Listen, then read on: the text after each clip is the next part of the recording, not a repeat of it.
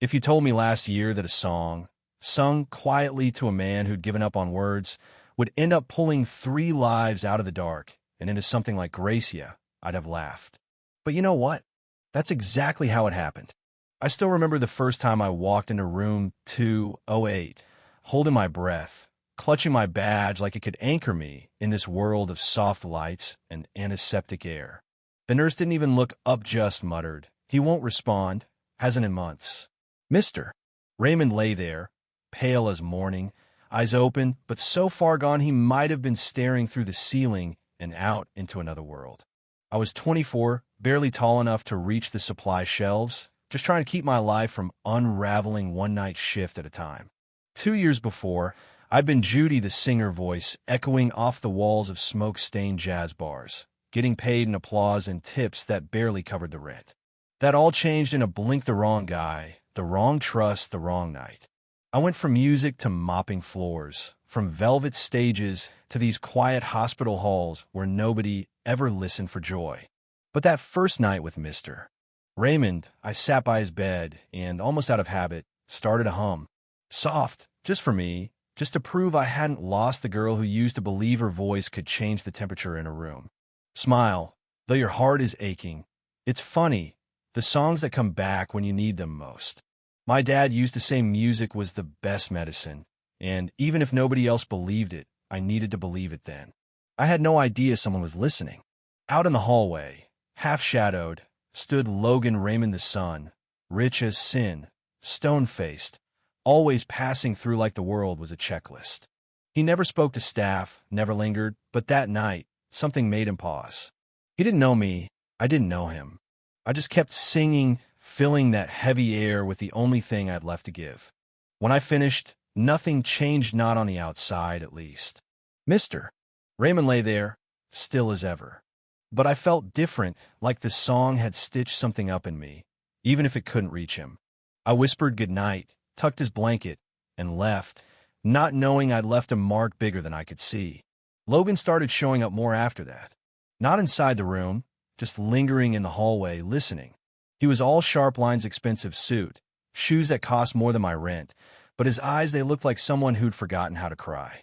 Sometimes I'd catch a glimpse of him, arms folded, trying to disappear into the wall, and I'd wonder what he heard in those old songs. Turns out, Logan grew up in a house where music meant discipline, not comfort. His dad, this legend of a violinist, had filled their mansion with symphonies, but not with love. After his mom died, they stopped talking altogether, drifting through life like ghosts haunting the same empty rooms. Logan built a fortress of business deals and boardrooms around his heart, convinced he could outwork his grief, outgrow his need for family. But grief doesn't work like that. It waits, silent and patient, until something cracks you open. And that something was me, sitting in a dark hospital room, singing lullabies to a man nobody believed could hear. There was one night rain hammering the windows, the world outside, just gray and empty. Logan finally spoke. I'd finished singing, was about to leave, when he stopped me. "Don't stop," he said, voice low, eyes a little too bright. "You're singing, I think it's bringing him back."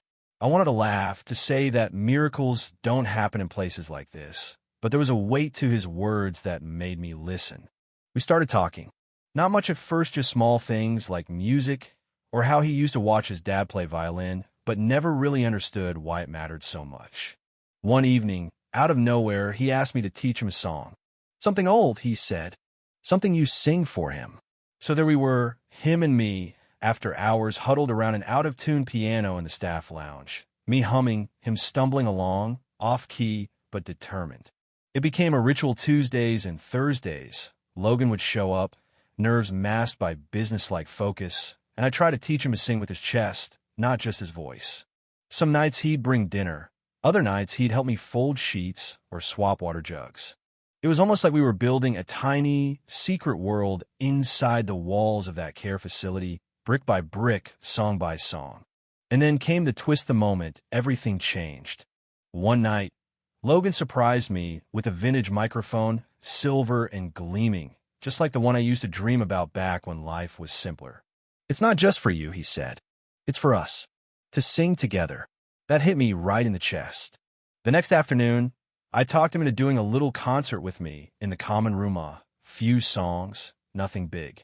But the way he looked at me while we sang, let's just say, it wasn't just the patients who got emotional that day. We were falling for each other. I could feel it in the way he remembered things I barely said, the way he showed up with soup when I was sick, or how he'd glance at me mid-song, smiling like he'd finally found home. I think the others saw it too. There was this older lady who whispered, "That boy's in love," like it was the best-kept secret in the world. But life isn't a fairy tale. Just as we found our rhythm, Logan got a Callum massive job overseas, Switzerland, 3 years minimum. The kind of career move you'd be crazy to turn down. He told me over coffee, trying to smile, but his hands shook. I tried to be gracious, told him to take it, that he deserved his dream. Inside, my heart felt like it was cracking open. We were always borrowed time, weren't we? I said, and he didn't argue. The night before his flight, he came to room 208, sat by his father's bed, and sang. His voice wasn't perfect, but it was honest, full of all the things he'd never managed to say. Afterward, he whispered, "Goodbye, Dad," and left, shoulders heavy. We didn't know what nobody expected was that Mr. Raymond opened his eyes after months of silence. The next morning, he spoke his son's name. When the call came, Logan was on his way to the airport. He dropped everything, raced back, and ran straight to his father's side. There were no dramatic speeches, no apologies, just a son gripping his father's hand, both of them crying for everything lost and found again. Later, in the garden, Logan found me. He took my hand and said, "You brought him back. You brought me back too." A year later, we put on a concert together, Logan, his father, and we're right there in the care facility. The room was packed with nurses, patients, friends, all of them witnesses to this strange, beautiful second chance we'd carved out heartache. And right after the last song, Logan dropped to one knee and asked me to marry him. Yeah, that happened. I said yes, with tears running down my face and laughter bubbling up like I was singing for the first time in years. Now, when people ask if I believe in miracles, I just smile. Because sometimes, all it takes is a song, a little stubborn hope, and the courage to keep showing up. So what do you think in music really heal what we think is broken beyond repair? Or is it the simple act of caring, of trying, that does the trick? Drop your thoughts below. Tell me what home means to you. And if this story hit home, share it so maybe someone else out there finds their own reason to smile again.